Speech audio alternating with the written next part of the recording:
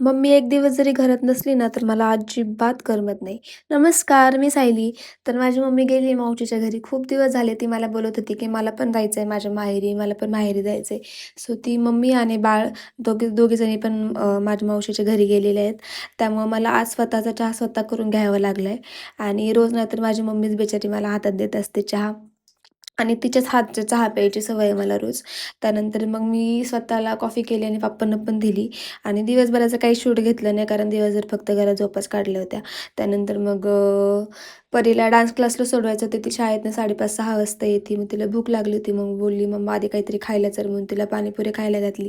त्यानंतर मग तिला क्लासला सोडवलं आणि तिला क्लासला सोडवलं ना, की मी लगेच रिटर्न घरी जात नाही. म्हणजे 7:30ला क्लास सुटतो तिचा तोपर्यंत मी खालीच थांबते कारण परत जा ये कोण करणार. त्याच्यामध्येच टाईम निघून जातो आणि ट्रॅफिक एवढं असतं ना, की काही विचारायलाच नको. त्यानंतर मग तिला क्लासमधनं पिक केलं आणि परत येताना मॅडमची फर्माईश होती, की मला केक खायचा आहे.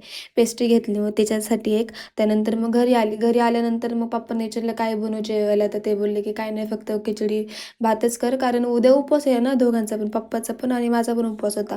सो मग उरलं तर मग ते कोण खाणार? त्याच्यामुळं मग पप्पा बोलले, की "मसाले भातच कर." मग इकडे पप्पा मला मदत करत होते स्वयंपाक करायला. पप्पांनी तांदूळ वगैरे नेसून दिला, तांदूळ धुवून दिला आणि मग मी इकडं भाताला मस्तपैकी फोडणी घातली. साधा खिचडी भातच केला होता, जास्त काही केलं नव्हतं. त्यानंतर मग आम्ही मस्तपैकी जेवण करून घेतलं पप्पानी, मी आणि परीनी. आणि घरात पिल्लू नाही आहे ना, तर बिलकुलच करमत नाही. एकदम घर असं खायला उठतं. आणि असा होता माझा आजचा दिवस. Bye bye.